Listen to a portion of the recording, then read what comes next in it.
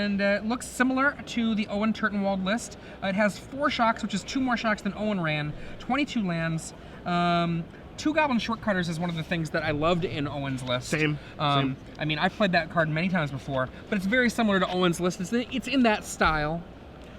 Left side, Esper Control, you see a Temple to see coming to play right now. Evan Wagstaff, a player who does have an Open Series top 8. At least one. I actually personally have played against Evan in a Star City Games Invitational in Indianapolis. I believe it was last year. Time flies by pretty quickly, so I can't remember exactly when it was. But when I was playing against him, he was playing a Naya deck, a deck that he actually won a PTQ with to qualify for the Pro Tour.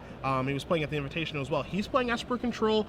He's playing a deck that we've seen a lot of, very similar to Christian Calcano's list from last weekend. He's got plenty of spells, and the one thing that you're going to notice here in the creatures area, you'll typically find a card like a Aetherling hiding out over there. Maybe Blood Baron of a Scope, as you see Devour Flesh is going to take care of that Firefish Striker. He's got no creatures. His reliance on winning the game in his deck is Elspeth, Sun's Champion, a card that if you were watching the coverage last weekend in Worcester, Max Teats, every time he tapped 6 mana and cast that, the opponent was picking up their permanents 2 turns later. Oh, it's such a good card. I played against it for the first time this week. It was so much better than I imagined it was going to be. James Higginbottom here lays a 3rd land. Does he have a Phoenix? Boom, there it is. Now he's gonna play Chandra's Phoenix. We'll see if it resolves. If it doesn't resolve, what have you. You're gonna come across for 2 to Wagstaff. For you, yes, you have a red deck here that plays 12 1-drops. No 1-drop here for Higginbottom, and he was not on the play. For you, is that an instant mulligan? It would have to be a remarkably strong hand otherwise. It feels like if you don't have a 1-drop, you have to have some sort of hand that involves Burning Tree Emissary, or you just have to send your hand back. There it is. Yep. That's what the Burning Tree Emissary, that was a key part for both Philip's deck and Owen's deck.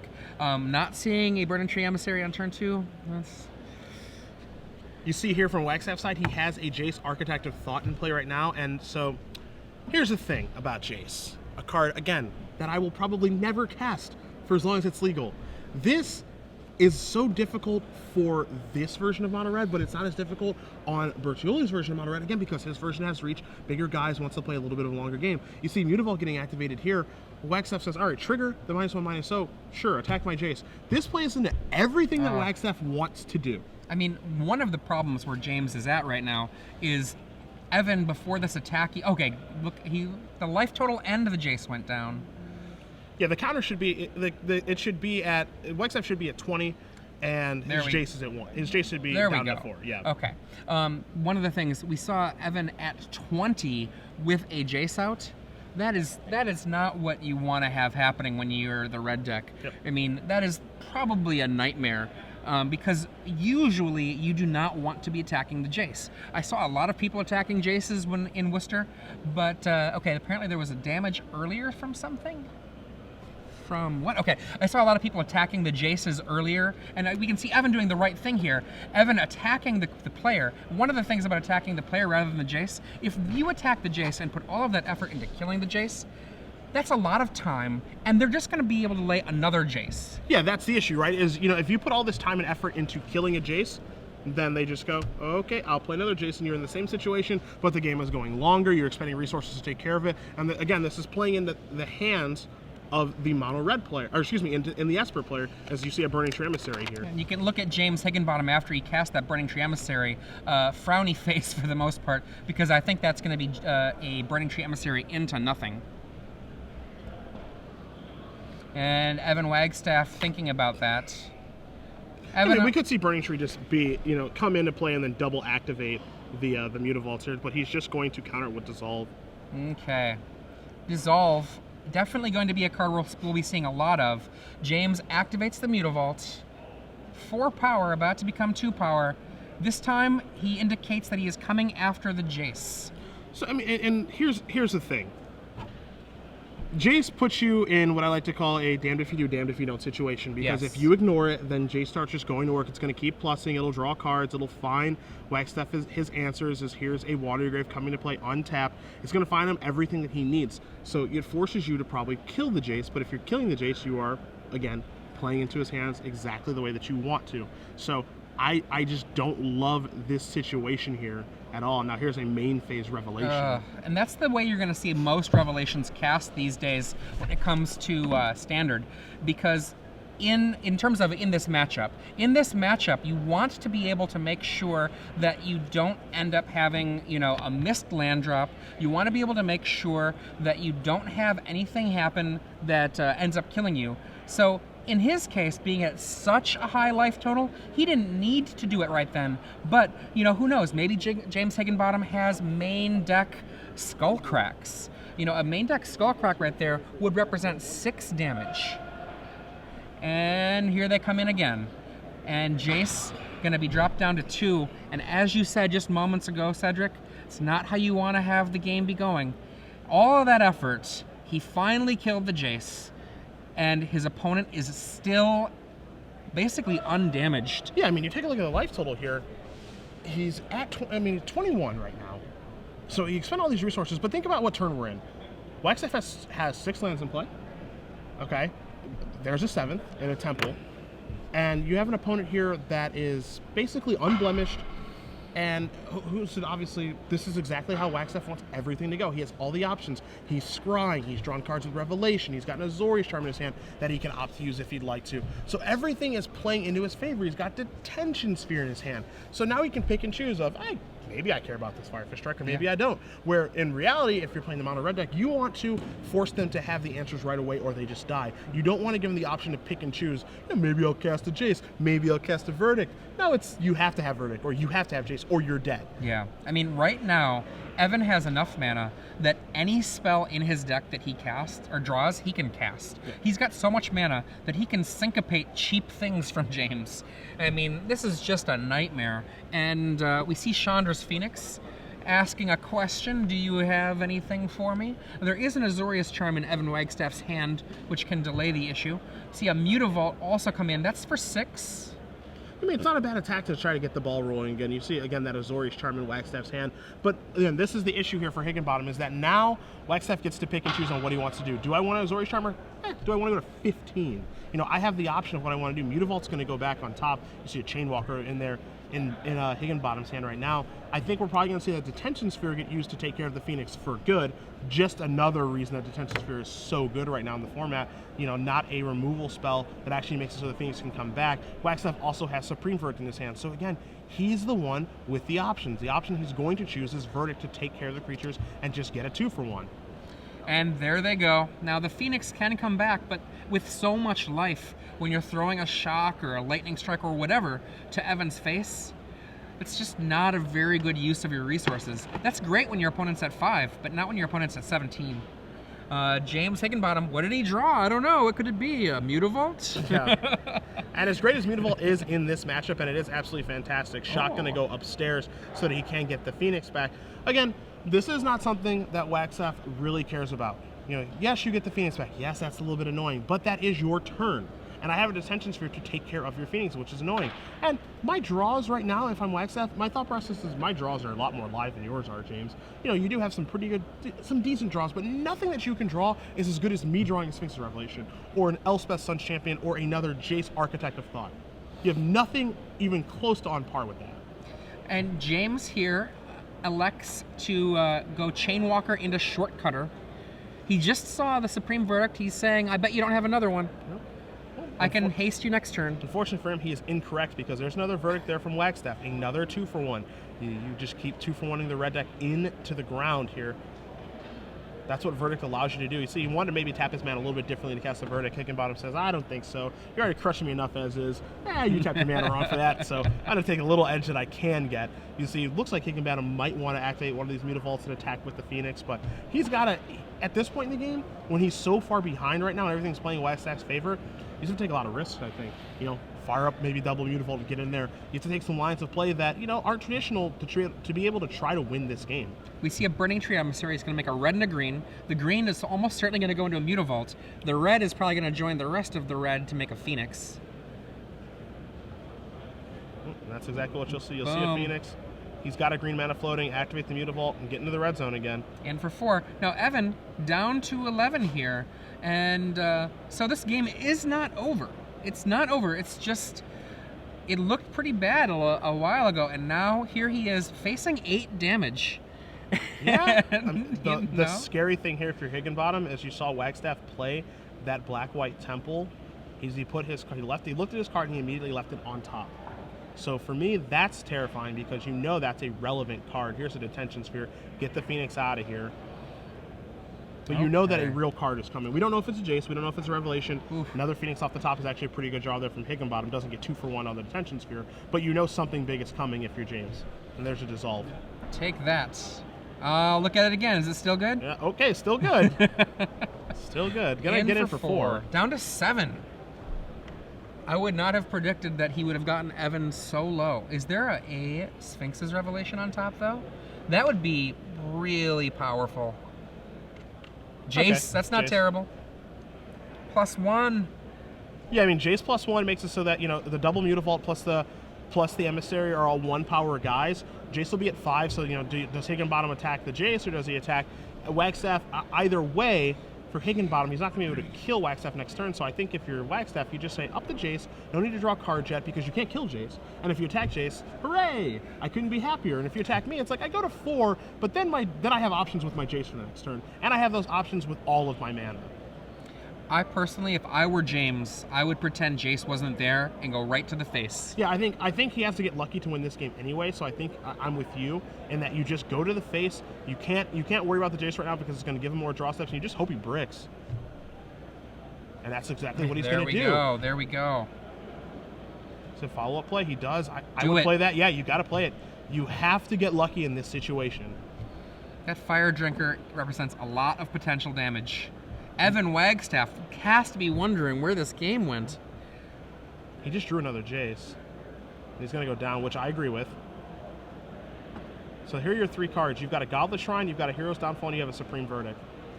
Make your piles, James. I would split the removal. Yeah, I think it's Verdict versus. And when you're Wagstaff right now, you know you have another Jace in your hand. I think you scoop up that Verdict. Because I think you scoop up the Verdict. Because here's the interesting thing now is that Hero's Downfall is an answer for Mutavault. Mutavault's a little bit annoying right now. So Verdict would be another 2 for 1, but Hero's Downfall would actually take care of, you know, one of the Mutavaults. But he's going to scoop up the Verdict. I think he's just going to go Verdict, take my 2 for 1, play Jace, up it, and then Mutavault gets to put me down to 2. The 2 Mutavaults, excuse me. And away goes the old Jace, almost certainly. Here comes there the we new go. Jace. Yeah, he says, I'm going to keep the new one, and he's going to up it, and Higginbottom's going to quickly James could win right here. Yeah, I mean, if he draws a Burn Spell, if he draws Shock, if he draws Lightning Strike, it's over. Oh, does he have it? He's got a little smile on his face now. All right, Says just go. pass. Okay. I think we need a Rev. It's Rev or no. I mean, Sun Champion's good right now, too, actually. It's actually quite good, down to 3. Show me a Rev. Sun Champion, not terrible. Elspeth actually I mean, you have to split Elspeth by itself. I'll take it. You have to snap up Elspeth immediately if you're Wagstaff, because now you have blockers. But again, now you have to fade a lot of things. This is going to tap 6 mana, and he only has the Plains in his hand. You got to fade Burn Spells, you got to fade Phoenix. It's not a great spot to be in. I mean, Elspeth is awesome. It's super good card. And having 2 Planeswalkers in play is also fantastic, but he is not out of the woods yet at all. So many draws here. We've already seen 2 Phoenixes. So will he draw that? He's got, I believe, 7 burn spells left in his deck. Oh, that's there going to do it. There it is. Yeah, shock you. Wow, unreal. I cannot believe James Higginbottom won that game going into the mid-game with Evan Wagstaff at 21 life. But top of deck, a shot gets in. You see both players' emotions on their face going, I can't believe I lost the game. And Higginbottom thinking, I can't believe I won that game. But so be it. And the thing also is that turn was so critical because Evan Wagstaff had a Jace for 3 out there. So he was going to be able to go 4 cards deeper. 1 from the draw phase, 3 from the Jace. And that might have been enough to find that 3rd Sphinx's Revelation. Well, let's take a look at Wagstaff's sideboard here to start, because he is going to go on the play. You see him taking a look at his deck and how he wants to, you know, compose this for the next 2 games. The sideboard here, 2 Sin Collectors, 1 Aetherling, 2 Negate, 1 Jace Memory Adept, 3 Thoughtseize, 2 Last Breath, 3 Return Phalanx, and a Detention Sphere, his 4th one in his sideboard. Cards that I like that are pretty obvious: 3 copies of Return Phalanx. That's your 2-mana 3/3 defender that you can activate to actually get into the red zone. So it does play defense mostly, but can play a little bit of offense. You've got 2 copies of Last Breath, a removal spell, takes care of Mutavault, which oddly enough ended up being the problem there from Higginbottom's side. And you've got an intentional Detention Sphere, which I think is almost certainly going to go in because you would just like more removal, lower your curve, so that you can't get in the late game, resolve those big revelations, and get the job done. Interesting card here is Sin Collector, but if Wagstaff is familiar with Higginbottom's list, which just looks like a carbon copy of Turtenwald's, you realize that he only has 8 spells in Shock and Lightning Strike. He does have some cards in the sideboard that we'll get to in just a moment, but I don't think Sin Collector is great here. But as far as the coercion effect goes, but having a 2/1 body on turn 3 to be able to block with, that might actually be pretty good. It's a pseudo removal spell that maybe has an upside. Yeah, so it can be a little bit 2-for-1 action. Thoughtseize, not really great in this matchup. Jace Memory Adapt, more for your mirrors. Same thing can be said for Negate and Aetherlink. So those are going to stay in the sideboard. But a card that we didn't see last weekend, that we do see this weekend, is Return Phalanx. Most people were opting towards a card like Precinct Captain or a card like Yolked Ox. Phalanx I like more than both of those cards, but we'll get to that in a minute. Let's talk about your sideboard. Yeah, so looking at James Higginbottom's deck here, he's got the cards that I don't think he's going to bring in at all. The Peak Eruptions, of course, the Mizium Mortars, the Flames of the Firebrand, that's 2, 2, and 4, 3 Boros Reckoners, almost certainly not coming in, 1 Active Treason, probably not, and then finally the 3 cards that are probably going to come in: 2 Hammer of Perforos and 1 Skullcrack. Hammer of Perforos used to such good effect by Owen Turtenwald last week in Worcester, and if you don't know it, red 1, it's a legendary enchantment artifact. That's a mouthful. And makes all your creatures have haste, and you can start sacrificing your creatures for 3/3 elementals for 3 mana. Skullcrack ×1, the other card in James Higginbottom's sideboard. Now, I'm often not a fan of Skullcrack just in general, but I don't mind 1 Skullcrack. 1 Skullcrack means you're not going to have it in your hand all the time, making you want to hold your mana up. And it's just a solid burn spell to the face that can easily make a huge bonus against a deck like Esper, which not only has the access to the Sphinx's Revelation, but it's possible could have a card like Blood Baron, that kind of thing. There are no Blood Barons here from Evan's side, but James doesn't know that. So I think we're going to see is a pretty simple switch in. Probably the 2 Hammers and the 1 Skullcrack, most likely for the 4 Shocks. Or sorry, for 3 of the 4 Shocks. So this is really interesting because in the abstract I would agree with you in that it's very easy to want to board out Shock in this matchup. Doesn't do very much, 2 damage, who cares? You don't want 2 damage for 1 card. That's worse than a Lava Spike in this matchup. But a lot of the Esper deck list and blue-white, they have Precinct Captain in their sideboard. So we have seen a lot of these decks just boarded Precinct Captain as being, hey, I got a 2/2 first striker against red. They can't get through this, and then I can attack with it and make a 1/1, which is actually relevant against cards like Foundry Street Denizen, relevant against a card like Fire Drink Crusader, all these cards. So I wouldn't be surprised to see Higginbottom leave Shock in. That being said, I wanted to talk about Precinct Captain very quickly versus Return Phalanx. Phalanx a little bit easier on the mana because it costs 1 and a black. Precinct Captain, white, 3-color deck, a little bit more difficult. But I don't like Precinct Captain as a sideboard card against mono red because 1, they can leave in Shock. 2, they have access to Lightning Strike as well. Whereas think about the Phalanx, very simply, think about a 2/2 versus a 3/3 in this matchup. Yes. That's pretty easy to do, right? And the 2/2 is white, the 3/3 is a colorless and a black, so the 3/3 is actually easier to cast and better against red. I've seen a lot of people go towards Precinct Captain as this, I've got an anti-red measure, it's a 2/2 first striker, what are they going to do about that? And it's like, well, they have 8 spot removal spells for 1, and for 2, it's just like, it's hard to cast. I just don't really like it as an option against these type of decks, as it looks like both players are going to take a mulligan down here to at least 6 cards. Yeah, this is one of the reasons why actually I don't like Precinct Captain. Yeah. White is a real thing, whether you're a 2-color deck or a 3-color deck. I mean, we saw different games where Max Teets was not able to cast Supreme Verdict. Yeah. And that's one of those things where if you would think the mana would be fine, but we don't have the same mana we had yesterday. Yeah.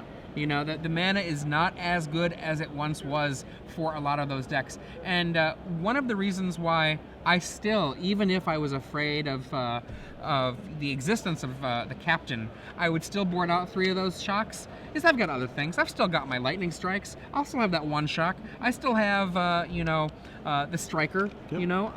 and I'll just say to myself, you know what? Maybe he can't cast it. Maybe he can't draw it. Maybe I'll draw the burn spell. Yeah, I mean, that's the thing about Priest and Kept that I don't really like is, you know, people, again, going right towards that as your spell of choice to beat red decks. I think there are just so many better options. Yokox being one mana and being an 0/4 is basically, as you said, a removal spell. Return Phalanx, a card I don't think many people actually thought about. Easier to cast, and it being a 3/3. So, I mean, that card might even be better than Yokox. It's just this card that if you want an anti-aggro measure, this is really good. I mean, I haven't even thought about Return Phalanx being a 3/3, how good it is against a deck like Green-White that has Fleecemane Lion, has Voice of Resurgence, just blocking those things down or trading with them. I think it's a really, really good sideboard card for these Esper decks that are looking to get an edge against aggro decks while still being able to mix it up. You know, they don't have to just all go towards spells. They can have creatures as well. And, you know, if you draw Return Phalanx later in the game, attack a you! Absolutely. Now, the thing I like about that Phalanx, I mean, it was solid for me in draft while I've been playing it recently. It does exactly what you need it to do. It just is cheap, it's easy to cast, and it's a big body. And we're going to go and see, is this yet another mulligan? This looks like we're going down to 5 here. So, Higginbottom's going to have his back against the wall here. Looks like Wagstaff is happy enough with his 6 cards. But, I mean, taking a look at Wagstaff's deck list here, he's down to 4, excuse me. So, yeah, we're probably going to see a 3rd game here. I would not be surprised. Yeah. You never know. There might be, I don't know, let's say Cackler into Cackler. Stranger things have happened. 1 to And 10. no D-Sphere. Yeah, no D-Sphere, sure. No D-Sphere, no Wrath, no nothing. Taking a look at Wagstaff's deck list here, as he's going to play a Temple to start things off. You know, one thing that you can tell about this is that, you know, there are builds of Esper that you can have that, you know, air towards the side of beating the mirror, air towards the side of beating aggro, or hedging a little bit here, as there's a turn 1 Rakdos Cackler, as you had hoped. Wagstaff's deck list is definitely hedging, trying to beat, you know, everything right now. He's got some removal in 2 Doomblade, he's got a Devour Flesh, he's got a Far Away, he's got 4 Azorius Charm, which everybody has. Godless Shrine going to come into play untapped here for him. Phalanx. Then he's got Hero's Downfall as well as removal. Then he's got some counter magic, and he's got some Planeswalkers, so he's trying to do a little bit of everything. And we will talk about after the match about if that's the way to go. Azorius Charm going to put that Cackler back on top. Let's see if James has a land. He does. So it's not as devastating as it might have been. Yep. And there is a Chainwalker replacing the Cackler. Sometimes you get that Azorius Charm, and it's the most devastating thing ever because you want that land. Let's see if that's going to be the case here. A 3rd land. Well, I mean, the good thing here for Higginbottom is that all the spells that he draws he can actually cast. So Phoenix? that's actually pretty nice. I think he only has 2 cards right now, though. Cackler and Mystery. a prayer. Yeah. How many cards do you have, buddy? Yeah. More than you. 4 cards. Is that 4? Yeah, 3 or 4 hanging out of there. Yeah. You see a Verdict at the front. There's a Phoenix. In they come. Another Azorius Charm. It's actually a pretty good mulligan to 4, honestly. That's a really good mulligan to 4. Last breath. Okay, Last Breath is huge. Ouch. Gain 4 life. Yeah, Well, Last Breath is huge because that's exiled. That's the big deal. Thanks for the life, buddy. Thanks, but no thanks. Yeah. Gain as much life as you want. And the hand is Cackler. Yeah. Oh, boy. Island's a pretty good draw there from Wagstaff. It gives him his 4th land. You take a look at his hand of Supreme Verdict, Doomblade, and Azorius Charm. So he's got spells, but he doesn't have any more lands. The good thing for him is that if he draws Jace Architect, thought he can actually cast it, and then that's going to put him pretty far ahead. This looks like Mutavault's going to get fired I up. think we're going to see a Doomblade on Mutavault.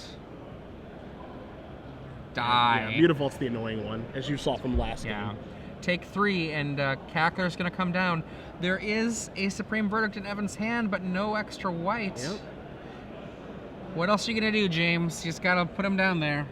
Yeah, I mean, he has no choice. He just has to play his spells. You're going to see, Cycle Azorius Charm. He's going to look for a white mana. Still hasn't found it. I think he just drew a Jace. And a Temple. All Yeah. right, so yeah, he's doing pretty good now. And that was the Temple of Silence. Yep. There's the white he needs. Oh, I like it. He keeps it on top. Now, James here, in a very different position, he's got 2 creatures in his hand. He's got that Jace there. The second white just revealed itself. So he, if he's paying attention, knows that finally Supreme Verdict is possible. Do you play into it or not? He's got 5 damage, becomes 3 damage after the Jace. Yeah, the problem here for James is that, again, I don't think he has the opportunity to, bob and weave and, make a lot of choices about maybe I'll sandbag this, stuff like that, because Jace is out there making it so those things just aren't good options. And so there's the Jace trigger, and it looks like he's going towards Jace, which again plays in exactly what Wagstaff wants to have happen. Now, James could be thinking, if there's no verdict or no other answers, I'll be able to kill Jace next turn. Yeah. My thought is that would be 6 damage you could have to Evan's face. That's going to tick up. Yeah, and I would verdict here too if I was Wagstaff. Clear the board. My Jace is up to 3. My opponent has to replay creatures. Most of them don't have haste in this deck. And then I can go bring Jace comfortably down to 1 to look for some more answers. Ah, top deck lightning strike is good. So, Evan could be at 6 right now, but that is still way too much life to have gone the other direction, I think. Yeah. This is one of those rare situations where I don't mind him having attacked the Jace. Yeah, me too. Me too. Generally, I'm not a fan. So, bottoms up goes that top card from the Temple of Deceit. remember, at home, James Higginbottom mulliganed to 4. And I believe that Evan mulliganed to 6. So these players are not shooting at top speed. We got 2 1-drops. Oh, double Satyr. Is there a detention sphere in the house? Or an Elspeth? Okay, just the nuts. All right. Well, that'll close the door, I think. Boy, that card's good. Oh. 3 1/1s. Fire Drinker Satyr looks embarrassing now. Oh my. Yeah. Yeah, that card kills Blood Baron. Elspeth is so very, very good. You guys see it on the screen there. 3 1/1s, going to keep pumping those out. The emblem lets it so that you can actually win the game. And then the -3 ability is not going to come up at all in this matchup. Destroy all creatures with power 4 or greater. But when you're playing against those mid-range decks, like the green-red decks that are surfacing right now with Ember Swallow and Pelucranos, or green-white decks that have Advent of the Worm and Boon Satyr and stuff like that, that's when that looks really good. There's the Striker. The Striker can make one of those soldiers not block. One of the 6? One of the 6 here? And Wagstaff has 2 spells in his hand too, which makes things even worse for Higginbottom. And Detention Sphere and Azorius Charm. So things are looking very, very hard He for has a mono red spear in player. hand Yep. too? Yeah. Oh, Lord. He's got everything. He's got everything. He has everything but a rev. Everything but a rev, my friend. And if you're just joining us, I'm Adrian Sullivan here with Cedric Phillips. This is the second round of 9 rounds here for the StarCityGames.com Open Series here live in Cleveland. Some would say the best city in the world. Well, I mean, others would not, but some could argue I that. saw a television show that said that Cleveland was the best. Cleveland rocks, from what I've been told. 3 more soldier tokens there from Elspeth, and this is just going to make attacking basically impossible. And Higginbottom knows that I can never get through, so he's just going to concede the game. The judge giving a little laugh. Yeah. It's funny because every time I see a judge give a laugh on screen, they almost always turn it off right away afterwards. Sure. I'm thinking in one case of the Jace whose cards were stolen. I'm not sure if you remember that at all. The Notion Thief. Oh, sure. And Justin Uppel. Yep. Yeah. And I believe it was Jeff that was judging, and he just loses it, and then he's like, "Oh, I'm on camera." Yeah. Yeah. Jeff Foster was the spotter there. That's right. And in this case, I saw our judge kind of laughing a little bit as he picked up the soldier tokens. Oh, those. I shouldn't be tipping my hand that I like these soldiers. Well, in Jeff's case, I think it's borderline impossible not to laugh at the Notion thiefing that Lauren Nolan gave Justin Uppel, making a man out of that young boy. That was one of the most amazing moments in Star City Games coverage history. If you get a chance, go back. You can Google it, I'm sure. Yeah. Just Google Justin Uppel and Notion Thief. Yeah. You probably get a few hits there from Lord Google. Again, I don't think the sideboards are going to change very much here. You see Higginbottom going back to his sideboard, so you might change something now that he's on the play. But Wagstaff is pretty happy. Again, bringing in those 2 copies of Last Breath, 3 copies of Return Phalanx, an additional Detention Sphere, and then potentially the two copies of Sin Collector for his options here. I think on this side it's going to be much the same. One of the things that James Higginbottom really didn't see was any new information. Yeah. And so I think he's just going to see the 1 Skullcrack and 2 Hammer of Perforos, and I still think it's probably for 3 shock. And he did, Last Breath was cast from Wagstaff, but that doesn't A, come as a surprise, or B, change anything. What's he going to do? Board out some creatures that don't die Last Breath? That's not possible. So just has the hope that Last Breath doesn't show up for the Chandra's Phoenix and that sort of thing. So. And speaking of Lauren Nolan, Apparently, Lauren Nolan, our backup match, just lost playing at the Karn table. Okay. Nolan, an invitational champion, multiple-time Open Series champion as well. So he's got a loss, so he's sitting at 1-1. He's going to have to run the table to make the top 8 today. It's doable. It's doable. And James Higginbottom on the right with mono red. Evan Wagstaff on the left. And I'm not going to say Esper. I'm going to say with blue, white, black control, because I think that this format is blue, white, X control versus mono red. I think right here you are seeing one version versus another version of the two major archetypes, whether it's blue, white, whether it's blue, white, black versus red. I think we're going to be seeing a lot of this in the coming months, unless someone comes up with something that we have not yet seen. Yeah, there is still plenty of work to be done. Don't forget there is a Pro Tour next weekend. Absolutely. That is standard in Dublin. So we'll see some layers peeled back on the format there, I'm sure, as the best players in the world do get to brewing this week. Team Star City Games already over there in the mansion in Dublin, testing away. Yeah, if you think back to maybe 2 years ago when Vampires made its breakout with Black-Red, one of the things, Vampires did not finish out that season. It was the beginning of the season, they were really big, and at the end, not so much. Yeah. Things change. Mostly because we learn things. Yeah, that's the best part, is that they do change it, and Mulligan means things are going to stay the same for James. He's going to go down to at least 6 yet again. Man. But, I mean, could be aggressively mulliganing here, too. Again, when we started, he did not have a 1-drop.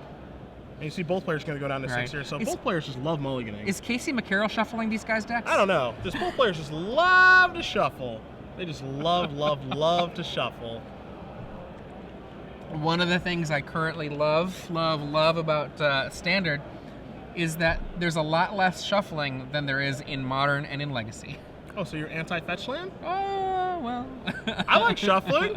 I like casting Sylvan Scrying for Trophies and shuffling and sacking Expedition Map. That's fun to me. I don't know. Some people just don't like shuffling decks. I love shuffling decks. Fetch lands and like searching for lands, it just doesn't bother me at all. I just love it. You know how if people that play Commander, the way you can I make don't like Commander shuffling that deck. The way you can make Commander so much better, just get rid of all of the search cards in your deck. You can play so much more Magic. It's great. Okay, I will admit I don't like shuffling a 100-card deck. That's not something I have any interest in doing. But like a 60-card or a 40-card, yeah, shuffle away. I just used to shuffle a phone when I was a kid. I used to just shuffle my deck when I was like, watching TV or something or playing Magic online. It's very comforting to shuffle, actually. It Yeah, feels good. I love it. Yeah. So everyone who hates shuffling because of fetch lands, you guys are wrong. Shuffling is sweet. So good. Okay, will James keep this hand? He said, "I'll Okay. keep." All right, both players on 6. There's a 1-drop. Boom, from the Cackler. So this is the true test, because one thing that we did see as well is that most of the time what ended up happening, especially last week in Worcester, is that whoever's on the plane, this matchup won. Yeah, It's a really big deal. James did break serve last at the beginning of this match. Yeah. Ooh, only a single land here for James Higginbottom. This would make a Azorius Charm Huge. from Evan potentially disgusting. And the thing is, for Higginbottom's side, it's like, Azorius Charm is completely insane right now, but there's no way Higginbottom can just say, oh, I want to attack, I'll play around Azorius Charm. You can't do that. You just have to keep jamming and hope he doesn't have it. There's a Devour Flesh, which actually, here for Higginbottom, he's not thrilled that our removal spells here, break up his aggressive start, but in reality, it's not an Azorius Charm, is like a pretty big deal, I think. Absolutely, I completely agree with you. This is an interesting choice here, because the Fire Drinker as a 1 toughness body, sometimes that can come into play. Yep. Later in the game, for example, if an Esper, if that Cackler lives all the way to an Elspeth, that is. All right, so Fire Drinker's going to get in the red zone. He did sacrifice the Cackler. He did also hit a second land drop off the top, so maybe he has like a Burning Tree or something like that. Yep. Oh, All right, that's that's good. mean, Yep. mean. Evan Wagstaff here. Gosh, he has got a lot of land in his deck, 27 land. But one thing he has done, he has 9 forced come into play tapped lands. Yep. 6 was the de facto number that seemed to be arrived at after Pro Tour Dragon's Maze. And I wonder if that's going to hurt him here. We see a Godless, is that a Godless Shrine? Yep. Yeah, a Godless Shrine come into play. And that one he could bring into play untapped. Yeah, does he want to take 2 points of damage? Nope. Obviously he does not. Azorius Charm is going to show up here to put something back on top. Now this Azorius Charm isn't as devastating as what would have happened last turn, where it would have made it so that Higginbottom continued to miss his land drop. But here, while Azorius Charm is annoying right now, he's going to see a pump with the Fire Drinker, so he's going to deal Wagstaff 5, put him down to 11. This isn't the end-all be-all. Right. Now, Evan, there, I would be actually happy to see that Fire Drinker pump. Yeah. That is not that much scariness. You know, 2 mana for 1 extra damage. That's just more time for me and less pressure on the board. Now, a big thing here now is the Azorius Charm targeted a Goblin Shortcutter. Was that the right thing to target? Because exactly what Wagstaff drew this turn, he drew a Return Phalanx. So now he can play that 3/3, but then he knows that a Goblin Shortcutter is coming, triggered ability, says creature can't block, choose your 3/3, get in for 4 points of damage, puts you down to 7, and I have 3 2-power guys on the table, but Hero's Downfall is just going to take care of the Fire Drinker. He's very interested in his main phases here with this. I'm kind of curious about that because, you know, you never know, something can happen that might make things harder. Like, let's pretend that a creature enchantment hits. Yeah, I mean, Madcap Skills isn't on the regular right now, Yeah. but who knows if Higginbottom is playing that card. Yeah, I mean, just because Owen Turtenwald played a list that looks like this doesn't mean that that's this list, you know? James Higginbottom here has the Shortcutter, and he obviously does not know that a Return Phalanx is in hand. He goes with the Chainwalker, building up more damage on the table. That's really good, too. And also, you know, the thing here is you see Jace is drawn for Wagstaff. He does not draw a 4th land. Hero's Downfall is going to take care of the Chainwalker. Is that now it's a pretty... I think it's pretty clear if you're Higginbottom that, yes, Wagstaff doesn't have a 4th land, but he probably doesn't have a Supreme Verdict either. Because he's just killing my guys right away. So, you know, if he does have Supreme Verdict too, I mean, good beats, but I wouldn't really attempt to play around it at this point. Not at all. I mean, the thing about it is, if he has it, he has it. But make him have it. Yeah. Don't get tricked into being the control deck. Hallowed Fountain off the top. There is your 3/3.